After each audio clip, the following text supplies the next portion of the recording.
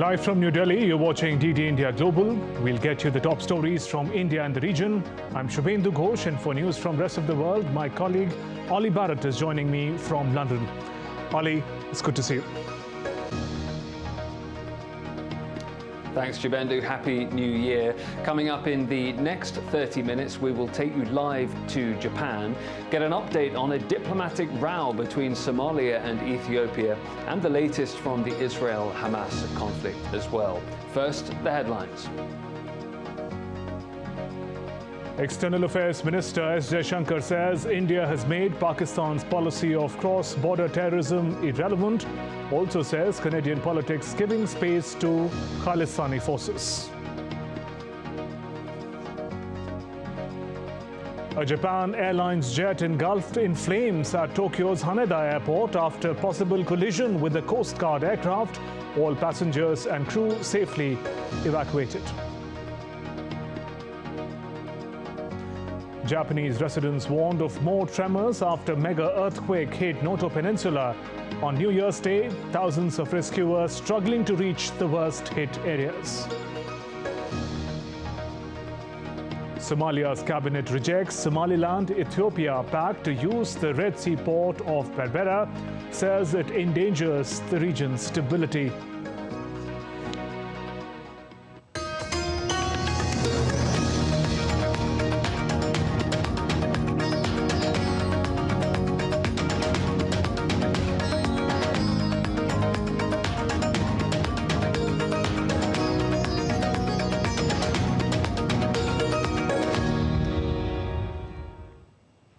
In Tokyo, a Japanese airline jet was engulfed in flames at Haneda Airport on Tuesday after a possible collision with a Coast Guard aircraft.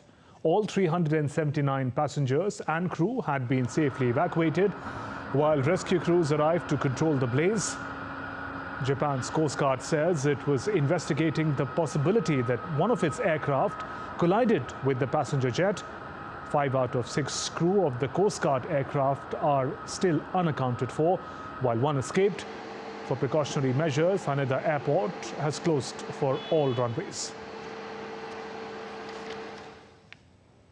Meanwhile, Japanese residents have been warned of further major tremors. The Japanese Met authorities have said there is about 10 to 20% chance of another similar-sized earthquake striking within the next week. The Noto Peninsula was hit on New Year's Day by an earthquake that had preliminary magnitude of 7.6 on the Richter scale. The shaking it caused measured 7 on the Japanese Shindo scale, which is the highest possible value. The JMA officials have measured 149 aftershocks in the region since 4 p.m. on January 1st. More in this report. As the world was immersed in New Year's celebrations, Japan went through the horrors of yet another deadly earthquake of magnitude 7.6 on Monday afternoon, leaving several dead and injured. Rescue operations are underway as thousands of army personnel, firefighters and police officers from across the country have been dispatched to the worst hit area in the Noto Peninsula in Ishikawa Prefecture. Japanese Prime Minister Fumio Kishida has also issued instructions to deliver necessary supplies to those affected by the quake. We have been making all efforts to gather information since yesterday evening, but the blockage of roads means it's extremely difficult to access the northern part of the Noto Peninsula.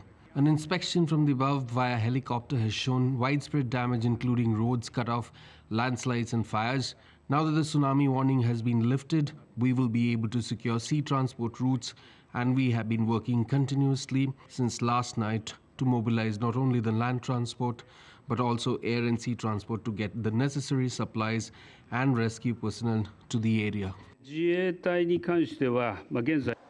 The rescue efforts, however, have been hindered by badly damaged and blocked roads, and one of the area's airports has been forced to close due to runway cracks. More than 149 aftershocks were also recorded by the Japan Meteorological Agency on Monday, while the agency also warned local residents of possible further quakes during the next few days. From past examples, the likelihood that similar earthquakes will occur following a large earthquake is 10 to 20%. Therefore, please be cautious of earthquakes up to Shindo 7 in areas where powerful tremors took place for up to a week following the January 1st earthquake. In the aftermath of the fatal quake, massive fire broke out in over 100 buildings and houses in Ishikawa Prefecture's Wajima city.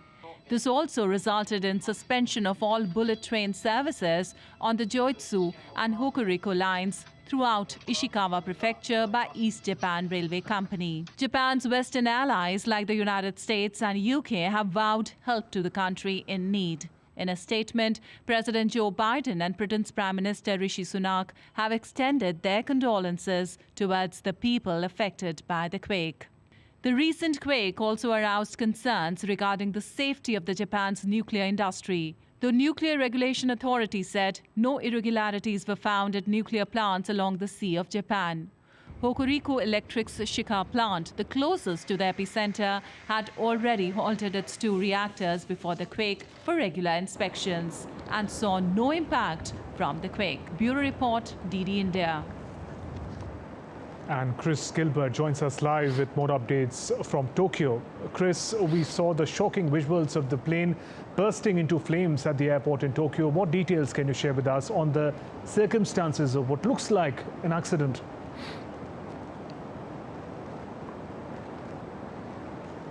Yeah, well, it's certainly like a miraculous event that all of the 379 on board the Japan Airlines plane do seem to have got off the plane and had been evacuated before it was entirely engulfed in flames. The local television here, network TBS, is reporting there have been 4 injuries among those who did manage to evacuate from the Japan Airlines plane. Now, it does seem as though it has clipped another plane on landing that was a Coast Guard plane.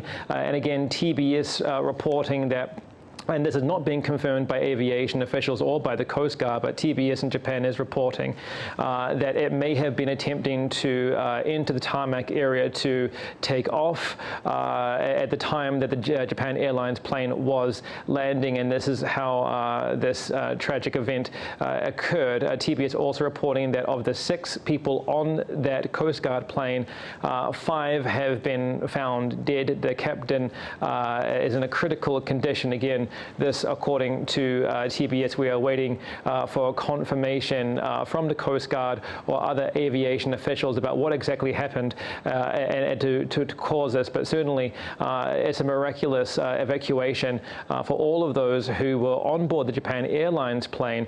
379 people, including 8 children. We have seen images of the cabin filled with smoke in the moments after it landed as they waited to get off the plane, and it does seem like all of those on that plane anyway have managed to do so successfully.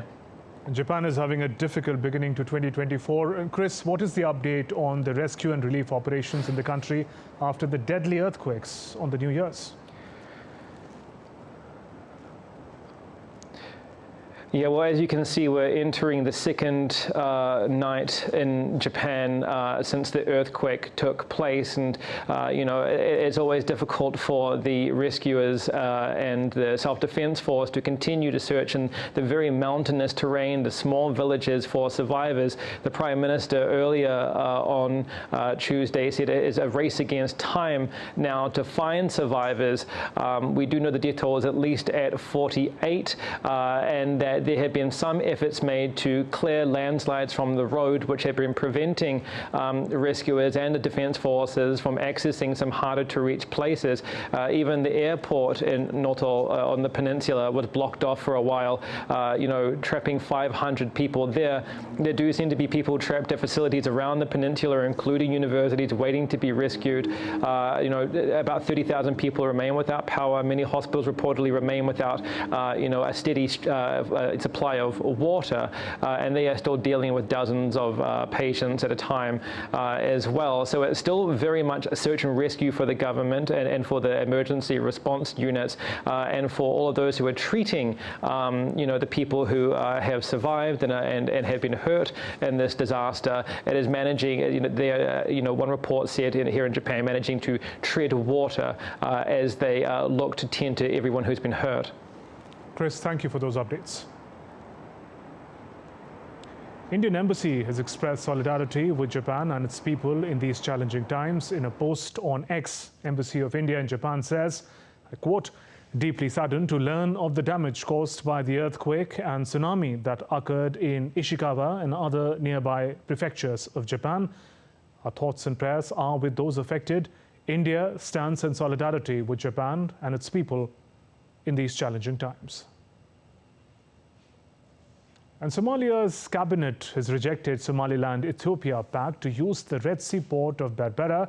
Ollie Barrett is in London, gives us more on this and other stories making headlines around the world. Ollie, over to you.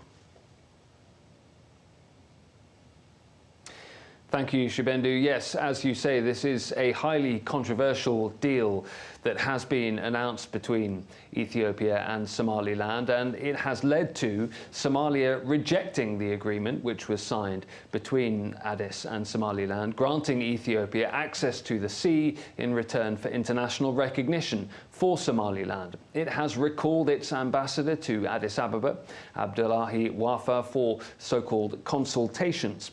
The pact is designed to clear the way for Ethiopia to set up commercial marine operations, giving it access to a leased military base on the Red Sea.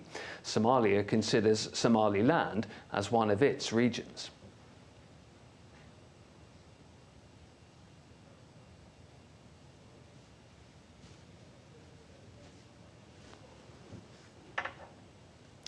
Taking you next to the war between Israel and Hamas in the Middle East.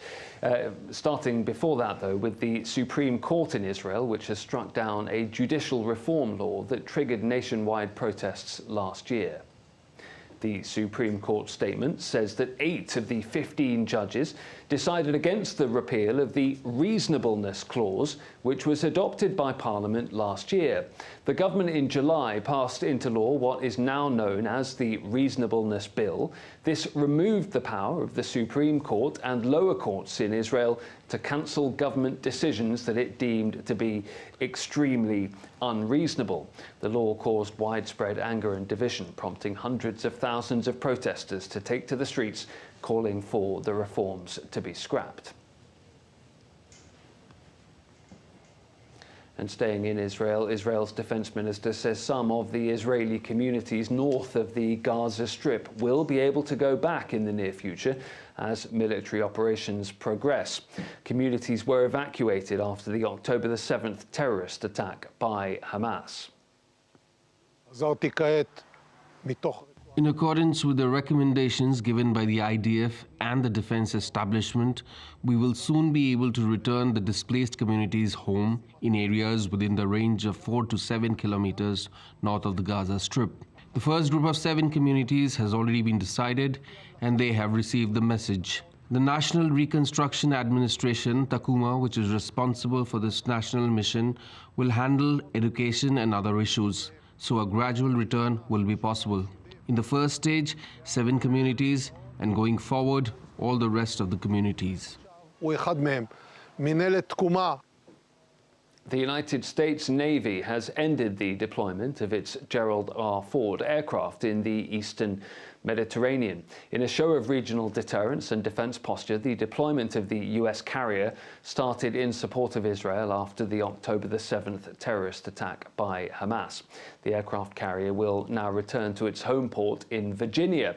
US Defense Secretary Lloyd Austin had extended the Ford's deployment 3 times in the hope that its presence would deter Iran and Iran-aligned groups, particularly Lebanon's Hezbollah, from attacking Israel.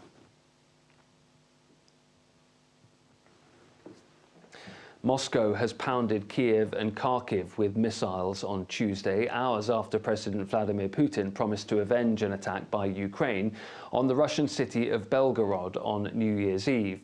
Russia hit the Ukrainian capital with waves of missiles, leaving power disruptions and piles of debris as well. Ukraine's Air Force says it destroyed all 35 attack drones that Russia launched after midnight local time, targeting several cities in Ukraine, including Kiev. The attacks came after Vladimir Putin said on Monday that Ukraine's strikes on Belgorod will not go unpunished, he said. In the United States, hundreds of migrants from Texas have arrived in Illinois on the first day of the new year. This because of a Texas state policy of relocating asylum seekers to areas run by Democrats. A total of 355 migrants arrived in a Boeing 777 at the Chicago Rockford International Airport on Monday. Monday's flight is an apparent response to a Chicago city ordinance that fines bus companies who drop off migrants without notice. Chicago Mayor Brandon Johnson has asked for more support from the federal government. I've stood up 27 shelters. We are housing currently nearly 15,000 asylum seekers, providing mental care, health care, educating 4,500 students, while also creating a pathway to sustainability. But we cannot do this alone. We need more support from the federal government. Meanwhile, Texas Governor Greg Abbott is sending thousands of migrants to Democrat-controlled cities further north to alleviate the strain on its border cities and to pressure Democrats. Biden's deliberate inaction has left Texas to fend for itself. The authors of the United States Constitution foresaw a situation when the federal government would be inattentive to states that faced challenges at their borders. Turkey. That's it from me here in London. Shubendu, back to you in the studio. Ollie, thanks very much for those updates. And we're heading for a short break, but still to come on DT India Global. Prime Minister Narendra Modi on a visit to Tamil Nadu, Lakshadweep and Kerala to launch several development projects. And Olympic runner Oscar Pistorius will be released on parole from January 5th, 10 years after killing his girlfriend.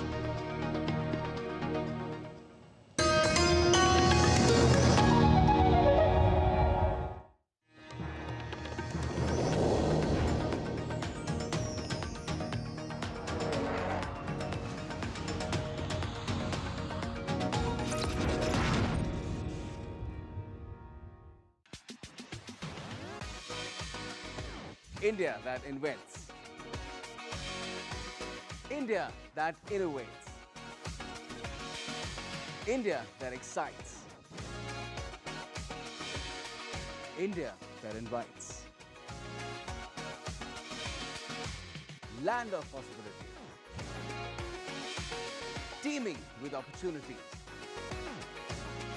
Watch India Ideas each Thursday, 8 p.m. only on DT India.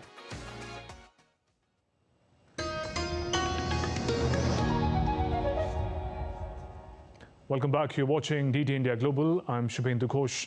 The court recordings database in Australia's Victoria state have been hacked, which has disrupted the audio-visual in-court technology network, also impacting recordings and transcription services.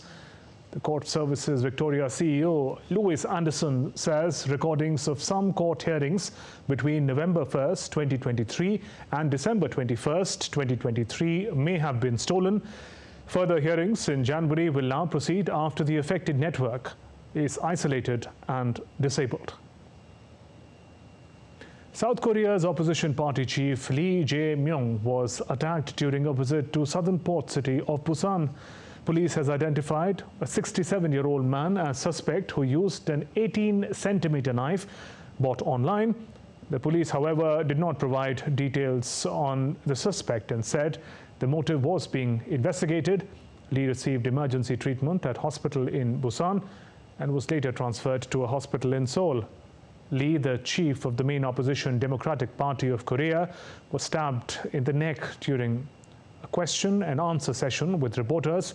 South Korean President Yoon Suk-yeol termed the attack as unacceptable and ordered speedy probe.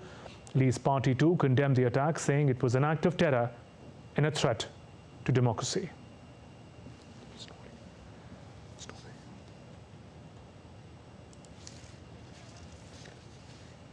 And we return to our big story of Somalia's cabinet rejecting the agreement between Somaliland and Ethiopia pact to use the Red Sea port of Berbera.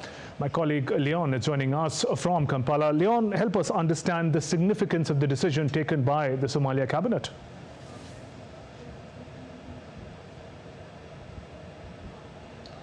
Well, the decision is indeed a very critical one in terms of governance within Somalia main or the government itself. But firstly, in the statement issued just today, following a cabinet meeting, the Somali government has recalled its ambassador to Ethiopia, Abdullahi Muhammad Wafa, for what they have described as intense consultations in regard to that memorandum of understanding signed between Ethiopia and Somaliland. That memorandum of understanding gives Ethiopia access to Port Berbera and, of course, 12 mile of the coastline therein, and a few other details from that particular memorandum of understanding. The Somali government, however, says that action is null and void, and as such a breach of the sovereignty or territorial integrity of Somalia. The Somalia government says it's committed to safeguarding its sovereignty and, of course, has expressed intolerance to any encroachment on its land.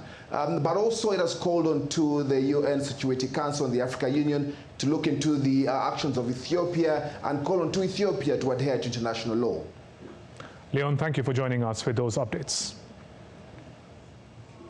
Let's now take a look at other stories making news around the world. South Africa's former Paralympic star Oscar Pistorius, who was jailed in 2014 for killing his girlfriend Riva Steenkamp, will be released on parole effectively from 5th of January 2024. The Department of Correctional Services announced the parole in November, adding that Pistorius would complete the remainder of his sentence in the system of community corrections. Spanish female footballer Jenny Hermoso arrives at the court for World Cup case probe to give evidence against former president of the country's Football Association, Luis Rubiales, over an inappropriate conduct.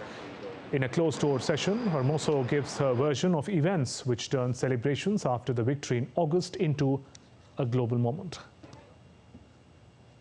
India's External Affairs Minister, Dr. S. Jaishankar, in an interview with a news agency, said Pakistan's core policy has been to use cross-border terror to bring India to the table, adding that India has made that policy irrelevant now. What Pakistan was trying to do, not now, but over multiple decades, was really to use cross-border terrorism to bring India to the table. Okay? That, in essence, was its core policy. We have made that irrelevant by not playing that game. Now, it's not a case that we don't will not deal with a neighbor. After all, at the end of the day, a neighbor is a neighbor. But it is that we will not deal, on the basis of terms that they set where the practice of terrorism is deemed as legitimate and effective in order to bring you to the table. And Dr. Jaishankar also voiced concerns over the influence of Khalistani forces within Canadian politics. The Khalistani issue is not a new issue. The Khalistani issue has existed for decades. The issue at heart is the fact that in Canadian politics, these Khalistani forces have been given a lot of space and have been allowed to indulge in activities which I think are damaging to the relationship, clearly not in India's interest, but I would argue not in Canada's interest either. Indian Prime Minister Narendra Modi on Tuesday visited the southern Indian state of Tamil Nadu Prime Minister inaugurated the new terminal building at Tiruchirappalli International Airport, developed at a cost of more than 1,100 crore rupees. The two-level new international terminal building has the capacity to serve more than 44 lakh passengers annually and about 3,500 passengers during peak hours. The new terminal hosts state-of-the-art amenities and features for passenger convenience. Prime Minister Modi also visited an exhibition at the international airport.